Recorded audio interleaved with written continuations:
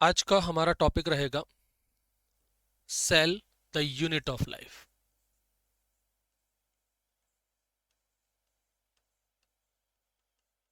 The unit of life बिल्कुल NCERT को हम लोग फॉलो करने वाले हैं। एनसीईआरटी लाइन बाई लाइन यहां पर हम लोग काम करेंगे, बिल्कुल लाइन बाई लाइन। ठीक है, स्पेशली नीट के लिए है अपना ये। सेल के बारे में समझते हैं, बड़ी इंपॉर्टेंट यूनिट है। सबसे पहले तो हम लोग सेल की डेफिनेशन को समझते हैं। आप कैसे इसको डिफाइन करोगे? सेल बेसिकली है क्या चीज, कोशिका जो है वो है क्या चीज? सेल एक फंडामेंटल, स्ट्रक्चरल और फंक्शनल यूनिट है ऑल लिविंग ऑर्गेनिज्म की। यानी कि आप हुए, मैं हुआ, इवन एक छोटा सा बैक्टीरिया भी है ना, प्लांट है, ये सब की सब सेल के बने हैं। फंडामेंटल लेवल पर, स्ट्रक्चरल लेवल पर, फंक्शनल लेवल पर, हर यूनिट पर, मतलब हर जगह पर ये यूनिट है। ये सबसे छोटी यूनिट मानी जाती है किसी भी लिविंग ऑर्गेनिज्म की। तो ये क्या है? एक फंडामेंटल, स्ट्रक्चरल और फंक्शनल यूनिट है। फंडामेंटल, स्ट्रक्चरल, ये तीन शब्द याद रखिएगा, and functional. Functional unit of all living organism. All living organism, जितने भी लिविंग ऑर्गेनिज्म हैं उन सभी लिविंग ऑर्गेनिज्म की फंडामेंटल, स्ट्रक्चरल और फंक्शनल यूनिट मानी जाती है। यहां पर अगर मैं सेल की डिस्कवरी को लेकर के बात करूं तो सेल की डिस्कवरी किसने की है? देखिए, सेल की डिस्कवरी को लेकर के चर्चा यहां पर थोड़ा सा अलग अलग लोगों के तथ्य रहते हैं, लेकिन फिर भी रॉबर्ट हुक, नाम आप लोगों ने सुना होगा, साइंटिस्ट का नाम रॉबर्ट हुक। इन्होंने ही सेल को डिस्कवर किया है। इन्होंने जो सेल डिस्कवर किया था वो एक्चुअल में डेड सेल डिस्कवर किया था। क्या डिस्कवर किया था? सेल को डिस्कवर किया था, लेकिन वो डेड था। अब वो मरा हुआ हो, जिंदा हो, उससे कोई फर्क नहीं पड़ता, सेल माने सेल। उन्होंने वो डिस्कवर किया। सबसे पहला लिविंग सेल किसने देखा? तो वो देखा एंटोन वॉन लिविनहॉक ने। इनका भी नाम आप लोगों ने सुना होगा, एंटोन वॉन लिविनहॉक। इनको भी सेल की डिस्कवरी का क्रेडिट जाता है, लेकिन वो living cell, discovery of living cell. तो लिविंग सेल की डिस्कवरी का क्रेडिट जाता है किसको? एंटोन वॉन लिविनहॉक को। बट ओवरऑल हम जब बात करते हैं कि सेल की डिस्कवरी किसने की, तो फिर आंसर आपको रॉबर्ट हुक ही देना है। रॉबर्ट हुक ने ही सेल की डिस्कवरी की थी। एक साइंटिस्ट है रॉबर्ट ब्राउन, जिन्होंने न्यूक्लियस को डिस्कवर किया। कौन है? Robert brown. इन्होंने क्या डिस्कवर किया? इन्होंने डिस्कवर किया न्यूक्लियस को। तो न्यूक्लियस को डिस्कवर करने वाले साइंटिस्ट कौन है? न्यूक्लियस को डिस्कवर करने वाले साइंटिस्ट है रॉबर्ट ब्राउन। यहां पर सबसे पहले हम लोग बात करें सेल थ्योरी को लेकर के। सेल थ्योरी बड़ा इंपॉर्टेंट है बाबू, बहुत इंपॉर्टेंट है। क्या होती है सेल थ्योरी और क्या बताया गया है इसके अंदर? यहां पर दो साइंटिस्ट हैं। एक साइंटिस्ट है शील्डन। कई लोग समझते हैं कि भाई एक ही साइंटिस्ट हैं या दोनों हैं, दोनों ने साथ में मिलकर के काम किया है, जबकि ऐसा नहीं है। 1838 में, 1838 में ये जो साइंटिस्ट थे ना, वो जर्मनी के रहने वाले थे। सील्डन, अपन उसको अब सील्डन बोलो या चिलिडन बोलो, एस साइलेंट बोल दो, जो आपकी मर्जी हो बोल सकते हो, है तो वही। तो चिलिडन या शील्डन जर्मनी के रहने वाले थे, बॉटनिस्ट थे, जर्मन बॉटनिस्ट थे ये। कौन थे ये? German botanist. जर्मन बॉटनिस्ट, तो नाम से समझ में आ गया, यानी कि ये प्लांट के ऊपर। बॉटनिस्ट कौन होते हैं? जो प्लांट पे काम करते हैं। इन्होंने सबसे पहली बार ऑब्जर्व किया कि जितने भी प्लांट हैं वो सब अलग अलग टाइप के सेल से बने हुए हैं। क्या इन्होंने ऑब्जर्व किया?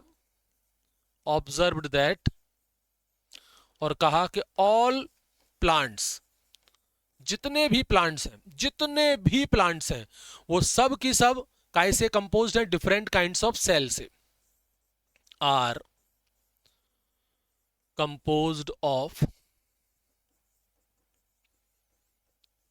Different kinds of cell. यहां पर जितने भी प्लांट्स हैं वो सब अलग अलग प्रकार के सेल से बने हुए हैं। एक साइंटिस्ट थे श्वान, वही एस साइलेंट बोलना है तो एस साइलेंट बोल दो, चॉन हो जाएगा वो तो श्वान। ये एक और साइंटिस्ट हैं आपके, जिनका नाम क्या है, जिनका नाम है श्वान। ठीक एक साल बाद 1839 के अंदर 1839 में, अब ये इनके साथ के नहीं है, ध्यान रखना, क्योंकि हम लोगों ने इन दोनों को साथ में ही पढ़ा है, शील्डन स्वान शील्डन स्वान, तो ऐसा लगता है एक ही है या भाई भाई है या मित्र मित्र, नहीं, अलग अलग है। ये तो ब्रिटिश के हैं, ये ब्रिटिश जूलॉजिस्ट हैं। कौन है ये है ब्रिटिश जूलॉजिस्ट। और अब तो बात समझ में, अगर ये जूलॉजिस्ट हैं तो इन्होंने एनिमल पे काम किया, इन्होंने एनिमल को स्टडी किया। इन्होंने किसको स्टडी किया, इन्होंने स्टडी किया एनिमल सेल को, स्टडीड एनिमल सेल। और वही बात इन्होंने भी कही, जो बात यहां पर शील्डन ने कही कि सभी प्लांट्स जो हैं वो डिफरेंट काइंड ऑफ सेल के बनते हैं, वही बात इन्होंने कही कि सभी एनिमल जो होते हैं वो डिफरेंट काइंड ऑफ सेल के बनते हैं। इन्होंने भी सेम चीज वही बताई, इन्होंने भी वही चीज, अरे वही बात इन्होंने ऑब्जर्व की, या सिंपल सा लिख लो,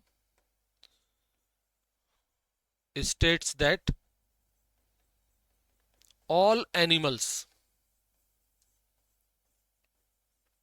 are composed of cell। इन्होंने भी वही कहा कि जितने भी एनिमल्स होते हैं वो सब सेल के बने होते हैं। उधर उन्होंने भी वही कहा कि जितने भी प्लांट होते हैं वो सब सेल के बने होते हैं। दोनों एक ही बात बोल रहे हैं। इन्होंने कुछ और बातें कही, इन्होंने कहा कि भाई जो एनिमल सेल होते हैं उनके पास एक पतली सी आउटर लेयर होती है जिसको प्लाज्मा मेम्ब्रेन बोलते हैं। इन्होंने ही नोटिस किया था, noticed that animal cell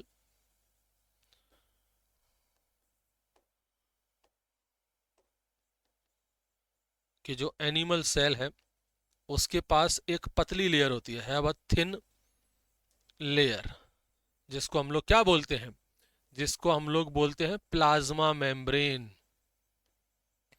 हालांकि इसकी खोज वगैरह, स्टडी, स्ट्रक्चर वगैरह तो बाद में देखा गया, लेकिन इसके बारे में इन्होंने बताया कि इसके पास प्लाज्मा मेम्ब्रेन है। इन्होंने ये भी कंक्लूड किया कि यहाँ पर प्लांट सेल जो होती है उसके पास सेल बॉल पाई जाती है। कंक्लूडेड दैट ही आल्सो, इन्होंने ही कंक्लूड किया था, he also concluded that the presence of cell wall, जो सेल बॉल होती है ना वो एक यूनिक कैरेक्टर है प्लांट का, is the unique character of the plant cell, क्योंकि वो एनिमल सेल के अंदर नहीं होती है, वो प्लांट सेल के अंदर होती है।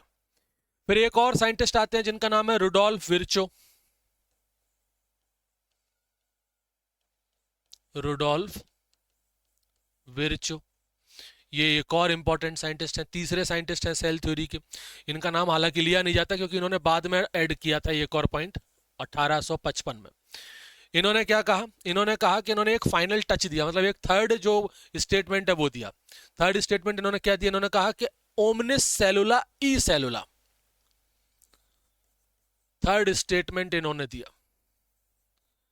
या फिर अपन कहें कि एक फाइनल टच जो है सेल थ्योरी के अंदर वो इन्होंने डाला, final touch in the cell theory. पहले ना ये दो ही स्टेटमेंट चला करते थे सेल थ्योरी में, ये वाले कि plant cell is composed of different type of cell और animal cell is composed of different type of cell. फिर एक और स्टेटमेंट आया कि भाई जो जितने भी सेल होते हैं वो सब प्री एग्जिस्टिंग सेल से बनते हैं, जिसका मतलब होता है ओमिनिस सेलुला ई सेलुला, ओमिनिस सेलुला ई सेलुला, ये है ओमनिस सेलुला ई सेलुला। इसका मतलब क्या हो गया कि जितने भी सेल होंगे वो सब पहले से मौजूद सेल से ही बनेंगे। All cells arises from pre existing cell, जितने भी सेल हैं वो सब प्री एग्जिस्टिंग सेल से ही अराइज होते हैं। ये एक तीसरा स्टेटमेंट जो है वो सेल थ्योरी के अंदर ऐड किया रुडोल्फ विर्चो ने। ठीक, अब सेल जो होते हैं वो दो टाइप के होते हैं। कितने प्रकार के होते हैं, दो टाइप के, उसके न्यूक्लियस और उसके ऑर्गेनाइजेशन के बेसिस पर। एक होता है प्रोकैरियोटिक सेल, प्रोकैरियोटिक सेल, और दूसरा होता है यूकैरियोटिक सेल, यूकैरियोटिक सेल। तो एक है प्रोकैरियोटिक सेल और दूसरा है यूकैरियोटिक सेल। सबसे पहले हम बात करते हैं यहां प्रोकैरियोटिक सेल की। प्रोकैरियोटिक सेल, सबसे पहले हम लोग इसकी चर्चा करें, प्रोकैरियोटिक सेल की। प्रोकैरियोटिक सेल, इसमें आपके कौन कौन से bacteria, blue green algae, mycoplasma, ये इसके अंदर आते हैं। तो बैक्टीरिया है, ब्लू ग्रीन एल्गी है, माइकोप्लाज्मा है, नाम सुने हो ना माइकोप्लाज्मा, ये सब पढ़ चुके हैं अपन लोग। और इसी माइकोप्लाज्मा और इसी में अपन बोलो पीपीएलओ, प्लूरोनिमोनिया लाइक ऑर्गेनिज्म, सब इसी में आते हैं। आपके सब जितने भी हैं वो सब आपके प्रोकैरियोट्स के अंदर ही देखने को मिलते हैं। इसमें खास बातों को लेकर के हम चर्चा करें, जैसे सबसे पहले मैं बात करूं यहां पर जेनेटिक मटेरियल की। सबसे पहले बात करें genetic material. Genetic material basically यहां पर नेकेड होता है। नेकेड से मतलब है कि किसी प्रकार की कोई न्यूक्लियर मेम्ब्रेन जो है वो अपन को यहां देखने के लिए नहीं मिलती है। यानी कि अगर मैं कहूं यहां पर कि ट्रू न्यूक्लियस जैसी कोई चीज नहीं होती, ट्रू न्यूक्लियस जो है वो यहां पर होता है एब्सेंट। क्यों? डीएनए नहीं होता, डीएनए होता है लेकिन प्रॉपर न्यूक्लियर मेम्ब्रेन ये सब नहीं होती है। मतलब वहां पर जो उसका न्यूक्लियस है या जो कहें उसका जेनेटिक मटेरियल है वो किसी मेम्ब्रेन से कवर नहीं होता है, not covered by the nuclear membrane. वहां पर कोई न्यूक्लियोप्लाज्म या न्यूक्लियर मेम्ब्रेन जैसी चीज नहीं पाई जाती है। क्लियर? तो यहां पर जो डीएनए होता है वो एक ही होता है, इस बात को भी ध्यान रखना, सिंगल होता है, सर्कुलर होता है और डबल स्ट्रैंडेड होता है, इस बात को भी ध्यान रखना। जबकि हम इंसानों के अंदर, हमारे एनिमल्स यूकैरियोट्स के अंदर, इंसानों के अंदर, प्लांट के अंदर, इनमें भी डबल स्ट्रैंडेड है, कई सारे होते हैं, सेल के अंदर एक मिलेगा अपन को। और अब वो अलग अलग स्पीसीज में अलग अलग है, जैसे हमारे अंदर 46 हैं, गेहूं के अंदर 42 हैं, चने के अंदर अपने मटर के अंदर 14 क्रोमोसोम है, अलग अलग रहते हैं। यहाँ पर केवल एक ही है, ये 1 क्रोमोसोम के बराबर है, ध्यान रखना, इक्वल टू 1 क्रोमोसोम। ये इसका जो एक डीएनए है वो 1 क्रोमोसोम के बराबर है। तो हम लोगों के अंदर लीनियर होता है, इनके अंदर कैसा होता है? सर्कुलर डीएनए होता है। कैसा होता है? सर्कुलर। इसके अलावा इसमें अपन को मिलेगा प्लाज्मिड। इनका जो मेन डीएनए है, उस मेन डीएनए के अलावा कुछ एक्स्ट्रा क्रोमोसोमल डीएनए भी होता है, यानी जो जीनोमिक डीएनए है उसके बाहर एक डीएनए और पाया जाता है, स्मॉल सर्कुलर डीएनए, वो भी हमको मिलेगा आउटसाइड दी जीनोमिक डीएनए। जो जीनोमिक डीएनए है उसके अलावा भी हमको यहां पर कुछ सर्कुलर डीएनए मिलता है जिसको प्लाज्मिड बोलते हैं। उसमें कुछ इंपॉर्टेंट यूनिक फिनोटाइप्स होते हैं, कन्फर यूनिक फिनोटाइप्स, कुछ स्पेशल यूनिक फिनोटाइप्स जो है वो इसमें हमें देखने के लिए मिलते हैं। यूनिक फिनोटाइप्स में जैसे कि antibiotic resistance, like antibiotic resistance, जैसे कि एंटीबायोटिक रेजिस्टेंस, ये ऐसे यूनिक फिनोटाइप्स अपन को देखने को मिल जाएंगे। फिर हम बात करें यहां पर सेल एनवलप को लेकर के। सेल एनवलप की हम चर्चा करें। सेल एनवलप 3 लेयर्ड स्ट्रक्चर होता है। प्रोकैरियोटिक सेल कैसा होता है? 3 लेयर्ड स्ट्रक्चर है। जैसे प्लांट के अंदर 2 लेयर होता है, एनिमल में तो एक ही होता है, यहां पर 3 लेयर होता है। और मैं ऑलरेडी पढ़ा चुका हूं, अगर आपने पढ़ा हो तो ढंग से। एक याद करो, मैंने जब बैक्टीरिया पढ़ाया था तब आपको बताया था ग्लाइकोकैलेक्स। एक तो ये होता है भाई यहाँ पर ग्लाइकोकैलेक्स, जो कि लूज शीथ भी हो सकते हैं जिसको स्लाइम लेयर बोल सकते हैं, थिक और टफ भी हो सकते हैं जिसको कैप्सूल बोलते हैं। तो ग्लाइकोकैलेक्स लूज लेयर भी हो सकती है जिसको हम लोग बोलेंगे क्या? फिर स्लाइम लेयर। अगर लूज लेयर हुई तो वो स्लाइम लेयर है, ठीक है, लूज शीथ। और अगर थिक और टफ हुई तो उसको बोलेंगे कैप्सूल। अगर वहां पर थिक हुई और टफ हुई तो उसको हम लोग बोलते हैं कैप्सूल। सारी चीजें पढ़ा चुका हूं, जाकर के लेक्चर देखना, उसमें आपको पता चलेगा। दूसरी इंपॉर्टेंट चीज है इसके अंदर, दूसरी जो लेयर है वो है सेल वॉल। इसकी जो सेल वॉल है वो प्लांट की सेल वॉल से बहुत अलग है। प्लांट की सेल वॉल मेनली सेलुलोज की होती है, इसकी जो सेल वॉल होती है वो पेप्टाइडोग्लाइकन की होती है। किसकी बनी होती है? पेप्टाइडोग्लाइकन की, या फिर उसी को हम लोग बोलते हैं क्या, म्यूरिन की बनी होती है। पेप्टाइडोग्लाइकन या म्यूरिन की बनी होती है, जो कि शेप और उसको एक स्ट्रक्चरल सपोर्ट देती है। ये क्या प्रोवाइड करती है? ये बैक्टीरिया की जो सेल होती है या प्रोकैरियोट के जो सेल होते हैं उनको शेप और उनको स्ट्रक्चरल सपोर्ट देती है। शेप एंड स्ट्रक्चरल सपोर्ट, तो शेप और स्ट्रक्चरल सपोर्ट मिलता है सेल वॉल से। और फिर एक है इसके अंदर plasma membrane.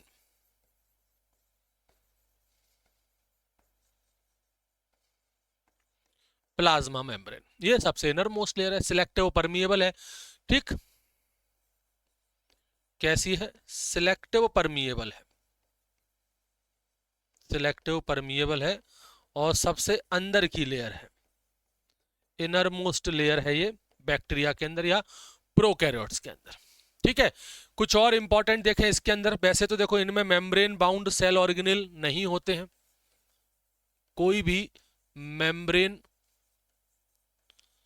Bound cell organelle जो है वो इनके अंदर हमें देखने के लिए नहीं मिलेंगे, सब की सब एब्सेंट है। कुछ स्पेशल स्ट्रक्चर है इनके अंदर, जैसे इनके अंदर एक स्ट्रक्चर होता है मीजोसोम।